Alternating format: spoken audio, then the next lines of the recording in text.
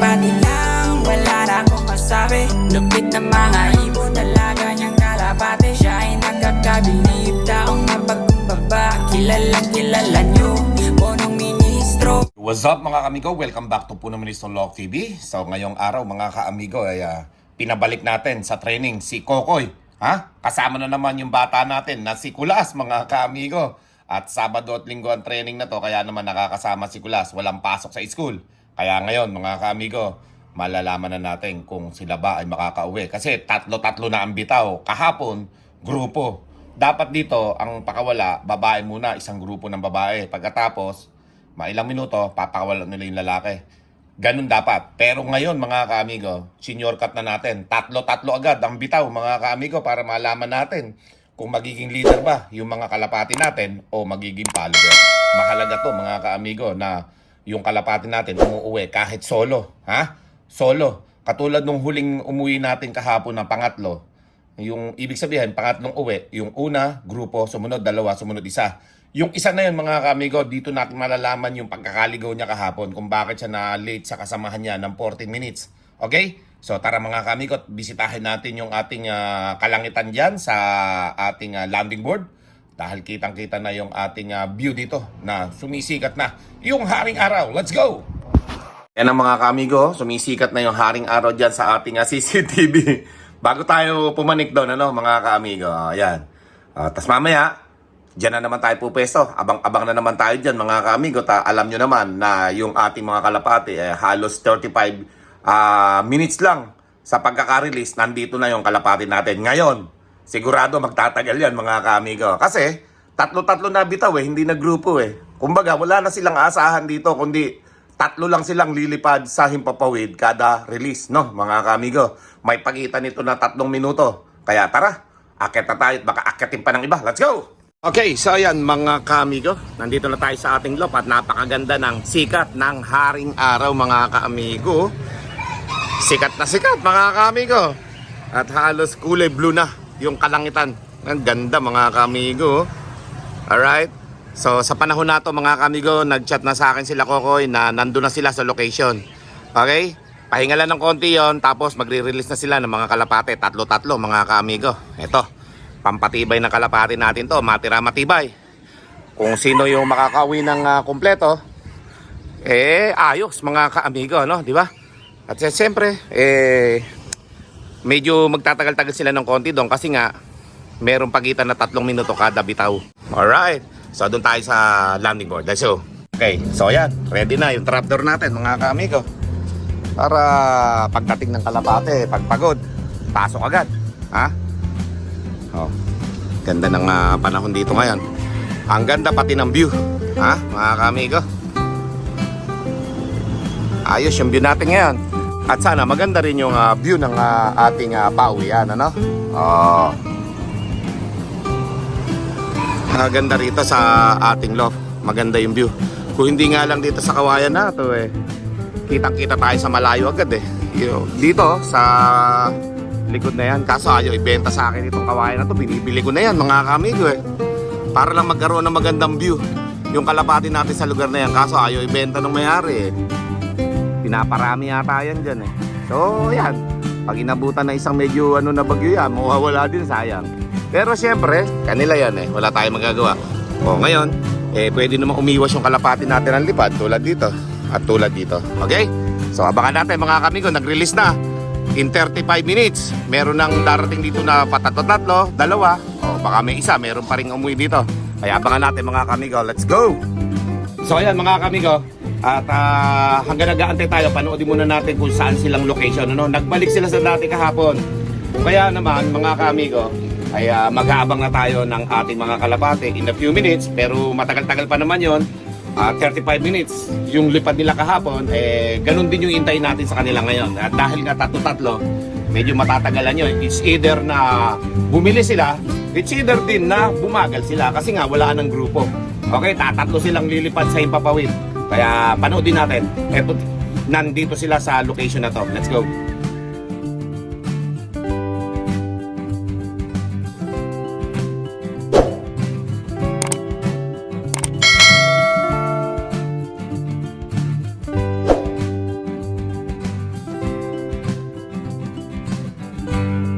So ayan mga kamigo ha, napanood natin yung kanilang sinend na video. Same location lang din, doon din sa may mga tubigan na yon. Alright, tulay yata yun pinagpapakawalan nilang dalawa ni Kulas At syempre, mag-aabang na tayo in a few minutes. Pero sa ngayon, medyo malayo-layo pa yun mga kamigo. Dahil nga, yun pwede silang bumilis, pwede rin silang bumagal. So, may interval tayo na 5 minutes siguro. 35 minutes ang lipad kahapon, grupo sila. Pwede silang lumipad ngayon ng 40 to 45 minutes, depende sa kanila. Okay? Yun mga kamigo, nalaman na natin kung anong oras nag-release sila Kokoy, ano? At eto, nandito sa akin is 6:55 mga kaamigo ng umaga. So dapat makalipad sila ng 40 to 45 minutes dahil nga walang grupo. Pwede rin sila lumipad ng 35 minutes. Kaya bago mag 7:30 o 7:30 dapat nandito na sila mga kaamigo. 6:55 plus 35 is 7:30. Pwede tayo magantay dyan 7:30 to 7:40. Yun yung 1 minute per kilometer na lipad. Okay, tingnan natin kung kaya nila yan mga kamigo. At syempre, mga kamigo, yun nga ang pagkakaiba. Iba yung lipad ng grupo at iba yung lipad ng tatlo-tatlo at isa-isa. Alright? A few minutes later. Okay, 7:40 na. 26 minutes para 7:40. Yun yung allowance natin sa daan sa kanila. Okay? Yan. Maganda naman yung panahon kaya wala tayong magiging problema sa panahon. Ang problema na lang, yung pag-uwi ng Kalapate mga kaamigo. Dito natin masusubukan. Kasi syempre, yung mga kasabayan ng ating Kalapate, Marikina na Antos kahapon. Kaya napakalayo na ng diferensya. Kaya nanalo na sila. Ngayon pa lang. Paano nga gagawin natin? Busy tayo. At yun nga, kailangan natin na magsipag ngayon para makahabol tayo sa toss nila na yan. Alright? Kaya pala magagaling yung iba nating mga kaamigo, mga kalapatids sa mga puling-puling na yan. Kaya pala ang daming sumasali kasi nga advance sila mag-training mga kaamigo. So unti-unti natin natututunan yan sa mga pagdaan ng panahon kasasali natin sa ating club race. Ayan, meron lumilipad dito sa tawad, dami yun. Meron kakalapati dyan Grupo siya nagpa-low fly mga kaamigo. Nagpakawala. Yan, sa tower nagpakawala yan ata low fly lang. Low fly, umikot lang nagpakawala o low fly. Dami. Nasa 30 yun. Nagtitraining lang yan mga kamigo. Pang yan. Pang norte siguro na nagbitaw dun yan. Yan dami nun. Okay, so abang-abang lang tayo in a few minutes. Baka meron na tayong kalapating mag-ride. Abang-abang lang tayo, let's go. Abang nag-aantay tayo ng ating mga kalapate, panoodin naman natin yung lahat ng ibon na na-release nila doon sa may tulay na yun o sa tubig na yun mga kaamigot. Napakaganda ng lugar na yun. Masasana yung ating mga kalapate sa tubig, mga kaamigo. Alright, so tara, panoodin natin dito. Ito yung release ng mga kalapate. Let's go! Nagkakalapati lang, wala na akong masabi. Lupit ng mga ibon, dalaga niyang kalapate. Siya ay nagkakabilib, taong mapagkumbaba. Kilalang kilala nyo, punong ministro. Nagkakalapati lang, wala na akong masabi. Lupit ng mga ibon, dalaga niyang kalapate. Siya ay nagkakabilib, taong mapagkumbaba. Kilalang kilala nyo, punong ministro. Unang-una sa lahat, ika'y the best, isang taong matapat at mabait. Oo, di na kailangan pa naming ulit-ulitin, sapagkat ikaw ay laging nagbabahagi sa amin ng mga kaalaman mo't ibong malupit. Kung usapan bang linyada, talagang humahagupit. Hindi ka nang hihinayang, lagi kang namimigay. Kaya ako'y naghihintay kung kailan mapasa kamay ko ang linyada ng isa sa iniidolo.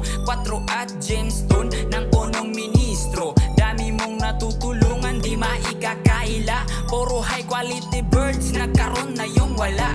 Nakakatuwa lang, minsan naisip ko na punong ministro, para ka pong si Santa. Lagi kang namimigay kahit na hindi Pasko.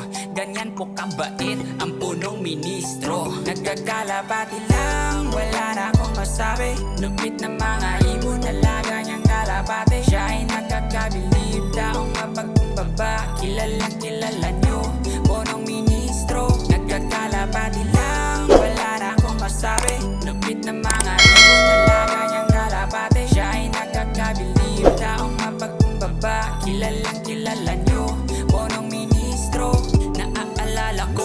yung video na ginawa nila para sa release ng ating mga kalapate. Time check tayo, 7:21 na in the morning, ha? At meron pa tayong ilang minuto mag-aantay. At habang nag-aantay tayo, yun nga, pinalabas ko muna sa inyo yung ating mga release ng mga kalapate, tatlo-tatlo. Okay? Maganda yung may ebidensya tayo na yun nga, yung pinapalipad natin at doon din tayo sa location na yun. So yung nakakaalam ng lugar na yun, alam nila na doon talaga sa Candaba, lagpas ng konti sa Arayat yun, mga kamigo. Alright? So ayan, at sana makauwi yung ating mga kalapati ng safe, ano? Okay? At dahil nga si Silver kahapon, mga kamigo, na aksidente dito yung nagla-live tayo. Hindi ko alam kung saan siya tumama. Naggasgas yung kanyang dibdib at yung balahibo natanggal, mga kamigo. Yung bang tipo na konti na lang tanggal na yung balat at dudugo na, hindi natuloy yun. Kumbaga nabugbog si Silver kahapon doon sa pagkaka-low fly na. Hindi ko alam kung saan siya tumama, pero i-monitor natin si Silver ngayon.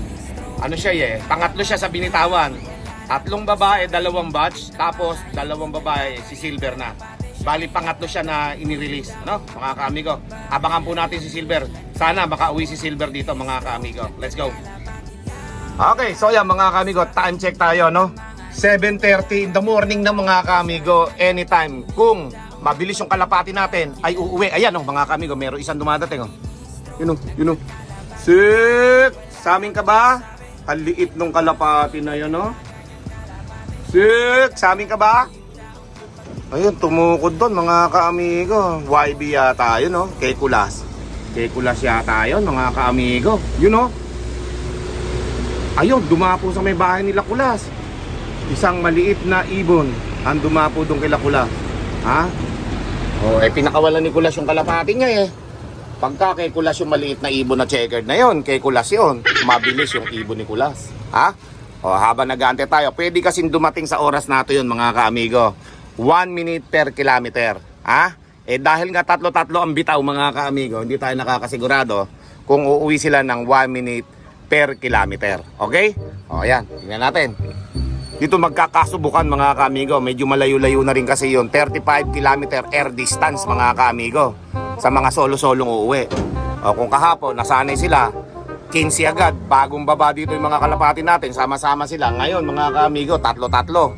Kaya tingnan natin kung gaano kalakas ang homing instinct ng ating mga kalapati. Pwede silang mawala, pwede silang makauwi lahat. So, abangan po natin. Let's go. Okay, ito, may mga kalapating pa uwi, mga kaamigo. Yan, nagkasabay-sabay kaya mga kalapati natin. Ito kaya yun, mga kaamigo? Ay, hindi. Lumiko Lumiko ba? Sa atin ba yan? Pambihira. Ganda ng pagkakakuha ko Tingin ko, mga kaamigo, naglo-low fly lang yan. Lumayo hindi sa atin yan. Kala ko, yun sa atin Kala ko, nag-antayan sa daan yung mga kalapatit, sabay-sabay umuwi Okay. So, yung kay Kulas ka ako na bumaba kanina, still, nandun pa rin, mga kaamigo, sa bubong. Nandyan pa rin, Hindi umaalis dyan, mga kaamigo. So, tukod nga yan. Yung kalapati na yan, kala ko kalapati ni Kulas, mga kaamigo Okay, so abang-abang lang tayo, mga kaamigo, anytime. Meron na tayong kalapating uuwi dito, Okay? At abang-abang lang tayo. Abang-abang lang. Sana makauwi ng ligtas yung mga kalapati natin. Siyempre, isa pa, si Silver nga, may sugat sa dibdib, mga kaamigo. Baka maliit ng uwi yun.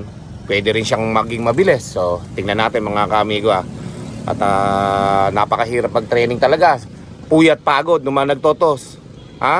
Tayo dito, sobrang init mag-intay. Yung nag-iintay medyo may konti pang hindi pa masyadong magaling 100%. Kaya tiyaga-tiyaga lang lahat, mga kaamigo. Lahat naman talaga kailangan may sakripisyo para makuha natin yung ating mga goal. Okay? So abang-abang lang. Sila, pambihira, nagulat ako dito at bumaba. 6. 6 ba to? 6 nga, mga kaamigo. 4. Saka 2 doon. Dito nang galing, mga kaamigo. Dito ako nakalingon sa kawayan na to. Dito pala manggagaling, mga kaamigo. Buti nahabol ko pa. Pasok na, pasok. 7:40, mga kaamigo. Sabi ko sa inyo, yung time na allowance ko, sakto. 6:55 pinakawalan.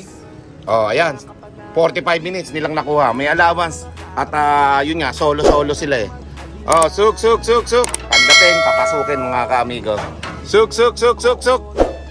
Pasok, suk. Pasok na. Ayun oh. Si Sunog na Blue Bar, mga kaamigo. Tapos yung dalawa rito. Oh, eto yung nalit yata kahapon, no? Paaga na siya ngayon. Oh. Suk. Ayan, pagbaba niyan, mga kaamigo. So, 7:40. Ha? Sabi na, nag-antayan eh. Duda ko eh. Nag-antayan, mga kaamigo. So, si Sunog na Blue Bar pa rin talaga, kahit pa paano, mga kaamigo. Talagang may bilis. So, tama mo, malakas pa yung kalapati natin, mga kaamigo. Umiikot pa, oh. Umiikot pa. Ang lakas, aabutan pa kayo nila Silver niyan. Dahil ang next na bababa niyan, mga kaimo, sila Silver. Sik. Sik.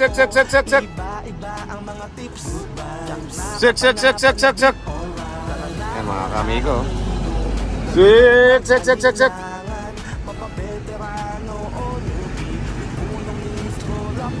Ayan. Pasok na. Sik. Wala kayong lilipad. Suk. Ganun lang, mga kaamigo eh. Yan. Una yung mga babae. Pasok na. Suk, at minom kayo dyan ng pawis ng dragon. Ayan, mga kaamigo. Ang next batch naman na darating yan, si Silver tsaka yung dalawa pang babae. Okay? Abangan natin, mga kaamigo, ha. Naka-anim na tayo. Sakto yung calculation natin dun sa pagdating ng Kalapate. Okay? Ayos, di ba? Ganun lang ang calculation natin kasi nga mahirap ang lipad. Buting, mga kamigo, nakuha yung calculation natin na hanggang 7:40 darating yung unang toss. Anim pa nga yung dumating. So, ibig sabihin, mas mabilis pa sila, Dirty Blue Bar o si Sunog na Blue Bar. Kasi second batch yan eh. Inabutan pa niya yung first batch. Ganun kagaling si Blue Bar. Yung Sunog natin na Blue Bar, okay? Magaling siya, mabilis. Consistent yung uwi niya. Sana hanggang dulo na yan. Umuwi siya ng on time, hanggang sa kaduluduluhan ng South Derby Race na to, mga kamigo. Let's go! Mga kamigo, nandito na si Silver. Ayan, ayun. May kasamang checkered. Sa atin kaya yon, checkered na yan. Abangan natin. Ayan po yung tama ni Silver kahapon sa dibdib. Ayan, So, may butche sa ibabaw, Pero nakauwi siya, mga kamigo. Sila yung huling toss eh. May nakakasabay lang si Silver. 6:46, mga kaamigo. Ayan na. Sik. Asan na kaya yung isang kasabay ni Silver? Wala. Dapat tatlo sila eh. Dalawang babae, isang lalaki dapat eh. Sik. Pasok na, Silver. Ikaw yung naasahan ko na uuwi ngayon sa time na to. Saktong-sakto yung time mo na yan. Yan. Suk. Baka hindi pa sa atin yon. Lumipad eh. Sik. Sa atin. Lalaki. Kabilis naman ng lalaki na to. Yung menunal sa mukha, lalaki ito eh. Pinapapagkamalang kong babae. Suk. Tingnan natin kung anong oras to binitawan. Napakabilis nitong isa na to. Pasok na. Dalawang lalaki po yung dumating, mga kaamigo. Wala yung kasabay ni Silver na babae, dalawa. Okay? Tayong tatlo, mga kaamigo. Ito, umikot na isa. Ayan, mga lalaki na, mga kaamigo. Yung isang kasabay ni Silver na babae, wala. Ito, magkasunod lang sila. Isang blue bar na puti ang pakpak, tapos dalawang black check na may puti sa pakpak. Itong dumating, mga kaamigo, mga lalaki ito. Sik. Malalakas pa, mga kaamigo. Diba? May ikot pa yung mga kalapati natin, Sik. Huwag kayong dadapo dyan. Kasi nga, hindi ko kayo pinapractice na dyan kayo dumapo. Sik. Nagpapalakas pa. Yan, mga kaamigo. Lalakas pa ng mga kalapati natin, Ayos, para hindi lumilipad yung kalapati natin. Nang dahil yan, sa pawis ng dragon, mga kaamigo. Nakita mo naman, lalakas pa ng kalapati natin, May punong ministro, Lock TV.